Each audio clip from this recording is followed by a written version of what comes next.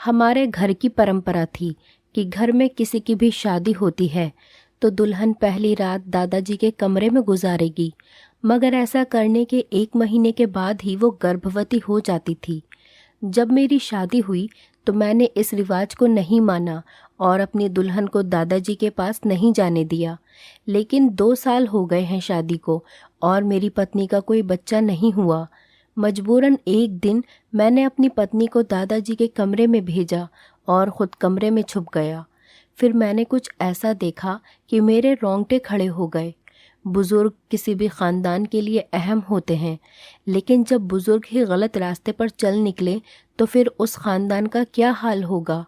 मेरे दादाजी मेरे लिए एक आइडियल इंसान थे, लेकिन जब तक मैं उनकी सच्चाई नहीं जानता था। इस हद तक गिरे होंगे मुझे मालूम नहीं था। हमारा ख़ानदान तो दूसरों की बहन बेटियों की इज्जत करने के लिए जाना जाता था, लेकिन घर की औरतों के साथ ऐसा व्यवहार किया जाएगा ये मुझे नहीं मालूम था।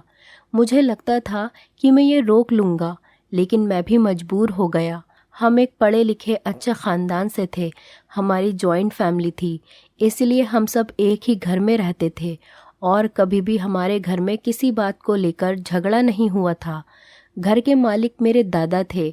बड़े छोटे सभी उनकी बात मानते थे और उनकी बहुत इज्जत करते थे। वो भी सबसे बहुत प्यार करते थे और कभी किसी को डांटते भी नहीं थे। लेकिन इन सब के साथ हमारे ख़ानदान में एक अजीब सी परंपरा थी और वो ये थी कि उसे सुनकर अक्सर लोग अपनी बेटी देने से इनकार कर देते थे।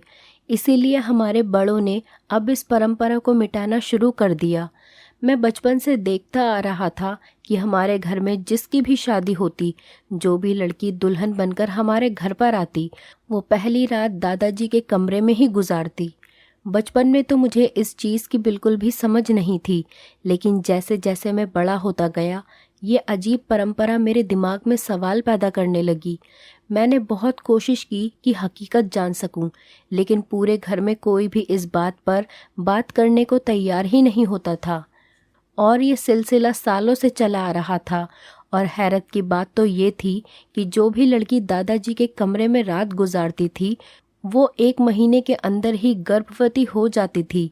लेकिन मुझे ये बात बहुत अजीब लगती थी और मैं बिल्कुल भी इसके साथ में नहीं था। मैं अपने सारे भाइयों में तीसरे नंबर पर था और मेरे बड़े भाइयों की पत्नियों के साथ भी यही किया गया था, लेकिन उन लोगों ने कुछ भी नहीं कहा था, जिस पर मेरी उन सबसे बहुत बहस भी हुई।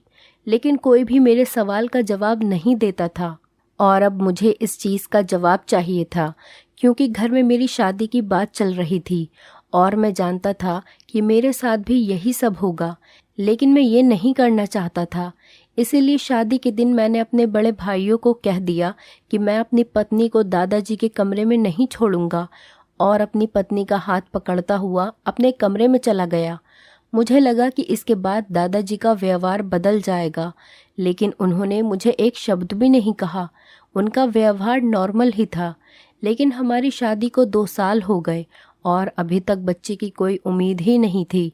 डॉक्टर के पास गए तो सभी टेस्ट सही थे, फिर भी कुछ नहीं हुआ।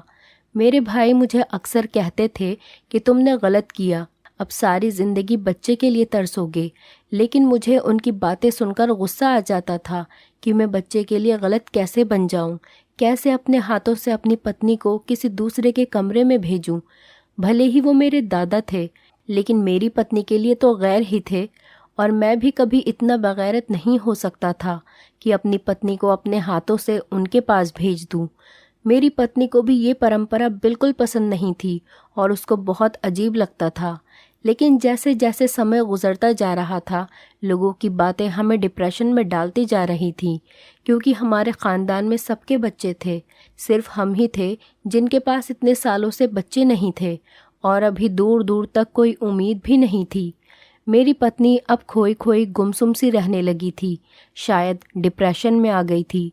वो चिड़चिड़ी सी हो गई थी और एक दिन उसने खुद कहा कि मुझे दादाजी के कमरे में भेज दें।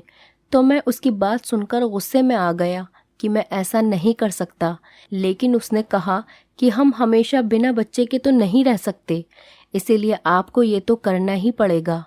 मैं उसकी बात से बिल्कुल भी सहमत नहीं हुआ और मैंने उसे डांटकर चुप करा दिया कि अगर बच्चा होना होगा तो भगवान हमें दे देगा। लेकिन वक्त गुजरने के साथ साथ उसकी ये जिद बढ़ती ही जा रही थी और कोई उम्मीद नज़र न आने की वजह से मैं भी अंदर ही अंदर घायल होता जा रहा था कि जहां बाकी सबने अपनी बीवियों को टाइम दे दिया और शादी की पहली रात ही दादाजी के कमरे में भेज दिया। यहाँ तक कि मेरी माँ और बड़ी मम्मी, मेरी छोटी मम्मी तक एक एक रात दादाजी के पास गुजार चुकी हैं, तो मेरी बीवी ने अगर गुजार भी ली तो उससे क्या हो जाएगा।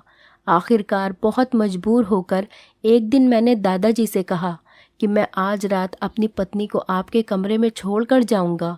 उन्होंने कहा कि ठीक है और उसके बाद वो कुछ भी नहीं बोले।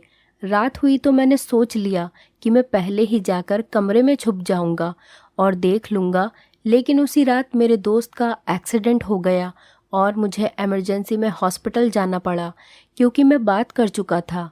इसीलिए उस रात को मेरी पत्नी दादाजी के कमरे में गई थी। दूसरे दिन जब मैं वापस आया तो मेरी पत्नी अपने कमरे में ही थी। मैंने उससे पूछा कि रात को क्या हुआ।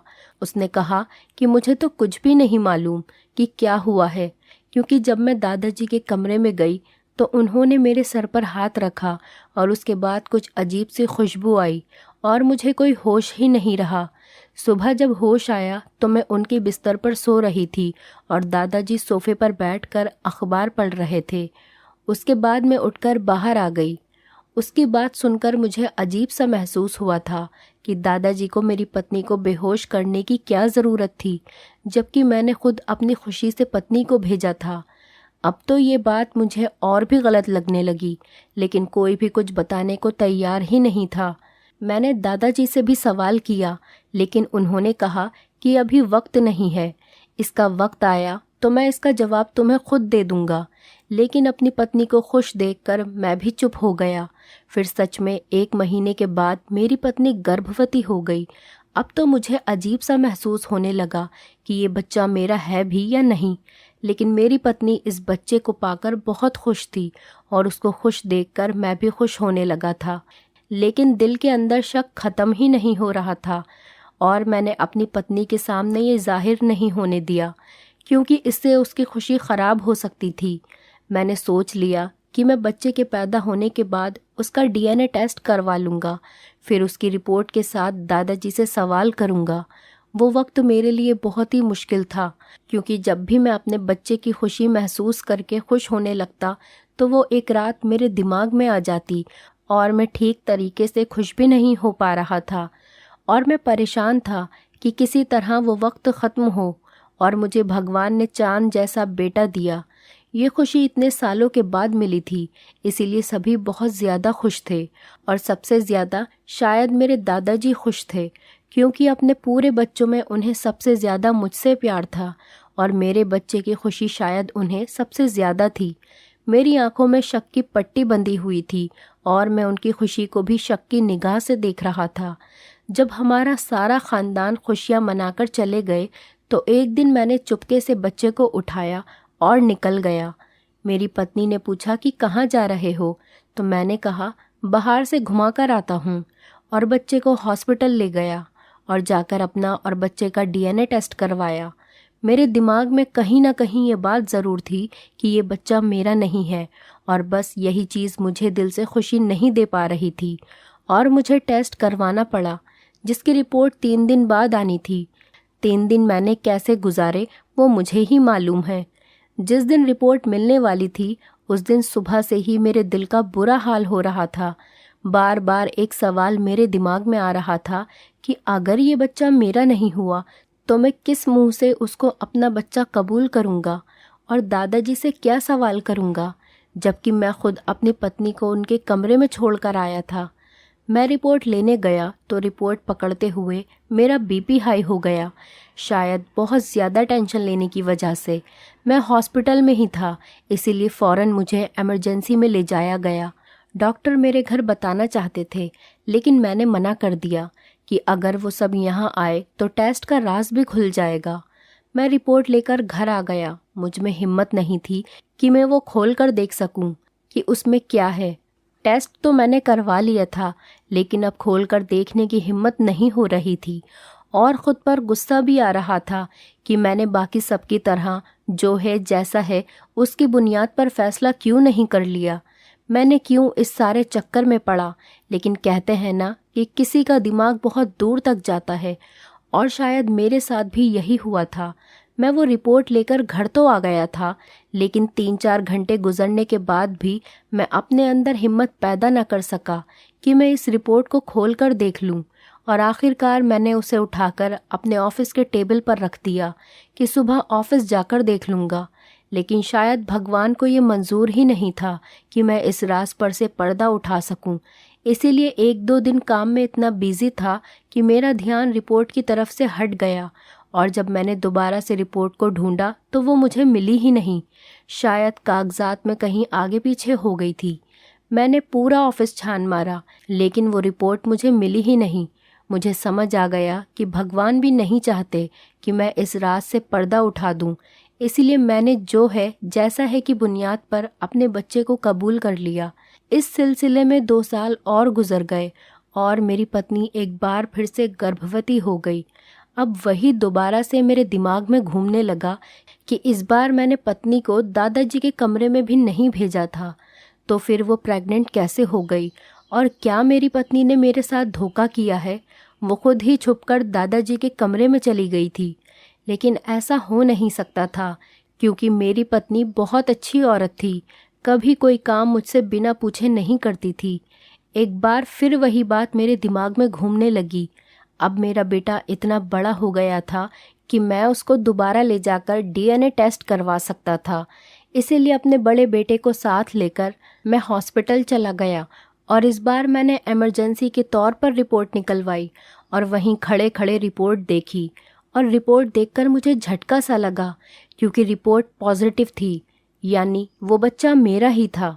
मेरा दिमाग झटके खाने लगा कि अगर ये बच्चा मेरा ही था तो 2 साल तक क्यों नहीं हुआ, और सिर्फ 1 दिन दादाजी के कमरे में रहने के बाद भगवान ने मुझे ये बच्चा दे दिया। लेकिन मेरा दिल टेंशन फ्री हो चुका था कि वो बच्चा मेरा ही है। इसीलिए मैंने अपने आसपास ध्यान करना शुरू किया कि मेरे सारे भाइयों के 2-3 बच्चे हैं, लेकिन सबकी बीवियों ने सिर्फ एक ही रात दादाजी के कमरे में गुजारी है। इसका मतलब है कि जो मैं सोच रहा हूँ वो गलत है। अगर वो गलत है तो फिर दादाजी के कमरे में रात को जाना क्यों ज़रूरी है। वहाँ ऐसा क्या होता है कि दादाजी कमरे में दुल्हन को बेहोश कर देते हैं। ये राज जानना अब मेरे लिए बहुत ज़रूरी हो गया था, क्योंकि मेरा सबसे छोटा भाई अब जवान था और उसकी शादी के बारे में सोचा जा रहा था, और अब उसकी पत्नी के साथ फिर वही सब होना था जो मैं नहीं चाहता था। इसीलिए मुझे इस राज को जानना था, लेकिन कैसे, ये मुझे समझ में नहीं आ रहा था। क्योंकि मैं जब भी इस बारे में दादाजी से सवाल करता था तो दादाजी मुझे चुप करवा देते थे और हमेशा एक ही बात कहते थे कि बेटा मुश्किल वक्त गुजर चुका, और मैं उनकी बात सुनकर खामोश हो जाता कि शायद वो मेरे बच्चे के बारे में बात कर रहे हैं, कि भगवान ने मुझे बेटा दे दिया था, लेकिन कभी समझ न सका कि वो किस मुश्किल वक्त की बात कर रहे हैं।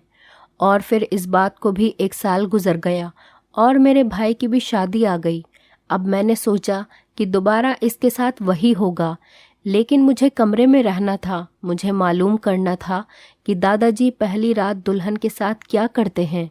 इसीलिए शादी के दिन मैंने बहाना बनाया कि मेरा एक दोस्त बहुत बीमार है और मुझे इमरजेंसी में वहाँ जाना पड़ेगा। जब सारी फैमिली बैठी हुई थी तो मैं उन सबके सामने उठा और बाहर निकल गया। सबने यही समझ लिया कि मैं दोस्त की तरफ चला गया हूँ, लेकिन मैं पिछले दरवाजे से खिड़की के रास्ते दादाजी के कमरे में घुस गया। वो कमरे में नहीं थे, मैं उनके कमरे में छुप गया। अब मुझे इंतज़ार था कि कब दादाजी और नई दुल्हन कमरे में आएंगे। कुछ देर के बाद दादाजी कमरे में आए, लेकिन अभी दुल्हन नहीं आई थी और उसके आने तक मुझे धैर्य और शांति से इंतज़ार करना था, क्योंकि इतने सालों के राज के ऊपर से पर्दा उठने जो जा रहा था। मुझे बाहर से बहस की आवाज़ें सुनाई आ रही थी। ये वही बहस है जो हर दुल्हन घर में आने के बाद करती थी, क्योंकि शादी के दिन दुल्हन अपने दूल्हे के लिए सजाई जाती है, और जब उसे पहली रात को ही किसी दूसरे आदमी के साथ जाने को कहा जाता है तो यकीनन उसके लिए बर्दाश्त से बाहर होता है। और ये ड्रामा मैं कई सालों से देखता आ रहा था, इसीलिए खामोश हो गया। और आखिरकार वही हुआ जो हम सबके साथ हुआ था। और थोड़ी देर के बाद ही दुल्हन कमरे में आ गई। दुल्हन जैसे ही कमरे में आई, दादाजी उठकर वॉशरूम चले गए। मुझे दुल्हन को देखकर उस पर बहुत तरस आ रहा था। वो घबराई हुई थी।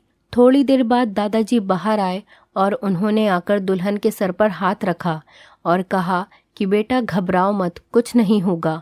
और बात करने के साथ ही दादाजी ने जेब से हाथ निकाला और उनके हाथ में रुमाल था और उन्होंने वो उसकी नाक पर रख दिया। 1 मिनट के अंदर ही वो दुल्हन बेहोश हो गई। यहाँ तक तो मुझे पहले से मालूम था। मुझे इंतज़ार था कि अब दादाजी क्या करते हैं। उन्होंने दुल्हन को आराम से बिस्तर पर लिटाया और उसके ऊपर कंबल डाल दिया। लेकिन उसके बाद जो मैंने देखा, उसने मेरे पाँव के नीचे से ज़मीन निकाल दी। मैं सारी रात कमरे में बैठा रहा। बड़ी मुश्किल से वक्त निकला। सुबह के करीब जब दादाजी की आंख लगी तो मैं खामोशी से खिड़की के रास्ते बाहर निकल गया। लेकिन जो कुछ मैंने देखा उसके बाद दादाजी से सवाल करना तो बनता था। लेकिन मुझे ये डर था कि अगर मैंने दादाजी से सवाल किया तो उन्हें मालूम हो जाएगा कि मुझे उनका राज मालूम हो गया है। लेकिन बार बार मैं सोचता हूँ ऐसी क्या बात थी कि दादाजी को ये सब करना पड़ा। और मैंने बहुत बार बातों ही बातों में उनसे पूछने की भी कोशिश की, लेकिन हमेशा दादाजी बात को टाल देते हैं।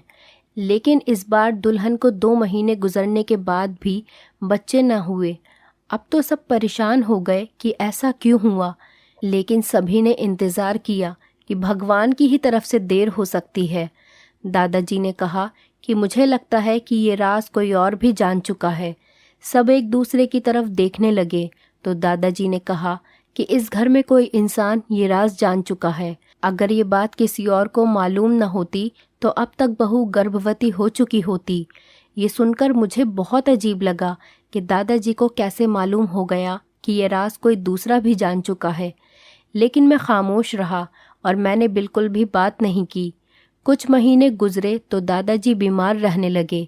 एक दिन उन्होंने हम सबको बुलाया और कहा कि मुझे सच सच बता दो कि तुम लोगों में से कौन इस राज को जान चुका है कि पहली रात दुल्हन मेरे कमरे में क्यों आती है। क्योंकि मुझे लगता है कि मैं ज़्यादा दिन नहीं जी सकूँगा और जो आदमी राज को जान चुका है मैं उससे कोई बात करना चाहता हूँ। तो मुझे लगा कि सवाल करने का यही वक्त है। मैंने कहा दादाजी मैं जानता हूँ। दादाजी ने कहा कि बाकी सब घरवाले बाहर जाएं और तुम मेरे पास बैठो। मैंने सबके जाने के बाद दरवाज़ा बंद कर दिया तो दादाजी ने पूछा कि सबसे पहले तो तुम मुझे ये बताओ कि तुम ये राज कैसे जानते हो। मैंने उनको सारी सच्चाई बता दी कि मैंने छुपकर सब कुछ देखा है। उन्होंने कहा कि तुम इस राज को जान चुके हो तो अभी ये राज तुम्हारे पास एक अमानत है। तुम्हारे पापा, बड़े पापा, चाचा, भाइयों में से कोई भी इस राज को नहीं जानता है। तो मेरे मरने के बाद ये राज सब घर वालों को इकट्ठा करके बता देना, क्योंकि मैं जानता हूँ कि सबके दिलों में मेरे खिलाफ कुछ ना कुछ गलत मौजूद है। लेकिन मेरे मरने के बाद मैं चाहता हूँ कि सबके दिल साफ हो जाएं मेरी तरफ से। मैं कोई भी पाप अपने सर पर लेकर नहीं जाना चाहता। मैंने दादाजी से सीधा सीधा सवाल कर लिया कि ये सब क्या है, आप मुझे पूरी बात तो समझाइए ताकि मैं सबके सवालों के जवाब दे सकूं। उन्होंने कहा कि सबको यही लगता है कि मैं जो भी दुल्हन आती है उसके साथ पहली रात को कुछ गलत करता हूँ, मगर ऐसा नहीं है। हकीकत ये है कि बहुत पहले मेरे परदादा के वक्त में जादू टोना और ये सारी चीज़ें बहुत ज़्यादा हुआ करती थीं। हमारे ख़ानदान में कोई भी औरत ब्याह कराई तो उस जादूगर ने जादू के ज़रिए से उसकी औलाद बांध दी कि कभी भी इस ख़ानदान में औलाद नहीं हो सकती। एक बुज़ुर्ग ने इस जादू का तोड़ दिया था और उन्होंने कहा था कि 7 नस्लों तक आपको ये काम करना ही पड़ेगा। और वो ये काम है कि घर में शादी होकर जो भी दुल्हन आएगी उस घर का जो भी बड़ा होगा वो उसको एक रात अपने पास रखेगा और वो कुछ मंत्र पढ़ेगा जो कि उस बुज़ुर्ग ने बताए थे। और ये मंत्र किसी दूसरे आदमी को मालूम नहीं होने चाहिए। इसीलिए जो भी दुल्हन होती थी उसे बेहोश कर दिया जाता था और मंत्र पढ़कर उसके शरीर के एक हिस्सों में काला धागा बांधा जाता था। ये काम 7 नस्लों से चलता आ रहा है। मुझसे पहले मेरे दादाजी और उससे भी पहले उनके दादाजी ये सब किया करते थे, लेकिन अब तुम लोग 7वीं नस्ल हो। तुम लोगों के बाद ये काम करना नहीं पड़ेगा। तुमने अपनी पत्नी पर यह काम नहीं करवाया था, इसीलिए जादू का असर वहाँ पर था और तुम्हें बच्चा नहीं हो रहा था। मैंने तुम्हारी पत्नी के साथ भी यही किया था और इसीलिए तुम लोगों को बच्चा हो गया। ये राज कोई भी नहीं जानता है। मैंने आज तक अपने घर की किसी दुल्हन को हाथ तक नहीं लगाया। वो मेरे घर की इज्जत है। मेरे मरने के बाद मेरा ये सच सबको बता देना, जिससे कि सबके दिलों से मेरे लिए शक खत्म हो जाए। मैं दादाजी की बात सुनकर खामोश रह गया और मैंने दादाजी से वादा किया कि उनका ये राज उनके मरने के बाद मैं सबको बता दूंगा। और दादाजी के मरने के बाद अगले ही दिन मैंने सबको एक साथ बैठाकर वो राज सबको बता दिया और जिसके दिल में उनके लिए जो भी शक थे वो सब के सब खत्म हो गए। दादाजी के कमरे से सारी जड़ी बूटी निकाल कर बहते हुए पानी में बहा दी। इस तरह 7 नस्लें पहले होने वाले एक जादू से हम सब की जान छूट गई। दोस्तों, उम्मीद करती हूँ आपको हमारी कहानी पसंद आई होगी। कहानी पसंद आई है तो वीडियो को लाइक करें, चैनल पर नए हैं तो चैनल को सब्सक्राइब करें और हाँ, नोटिफिकेशन बेल को ज़रूर दबाएं ताकि अगली अपडेट सबसे पहले आपको मिले।